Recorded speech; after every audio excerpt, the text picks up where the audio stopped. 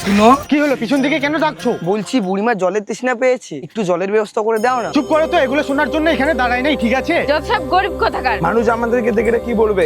বলবে যে ভিখারিকে জল খাওয়াচ্ছে। চল এখান থেকে। হাতে দেখ জগন্নাথ আর পিছনে রথ। এই দাঁড়া দাঁড়া দাঁড়া দাঁড়া দাঁড়া, কিসের এত জেদ বলতো তোর? জেদ? এটা জেদ না, আজকে রথযাত্রা, কে দেখতে না যায় বলো তো মা? কোনোবারে আমাকে নিয়ে যাও না। যাও এখন নিয়ে যাও মেয়েকে রথের মেলা। কি নিয়ে যাবো রথের মেলা? ওলা বাতাসে কিনারে যে আমার কাছে কোনো পয়সা নাই। চল বাড়ি চল। কিছুক্ষণ পর কে আছো? কে আছো? একটু জল দিবা?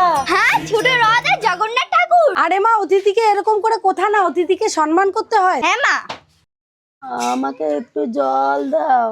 এই জগন্নাথটা আর এই ছোট রথটা আমাকে দিবে? হ্যাঁ রে মা, দিয়ে যাবো তো। জলটা খেয়ে প্রাণটা জুড়ে গেল। আমাদেরকেও দিবে? দাঁড়া মা, তাহলে আমিও আনবো।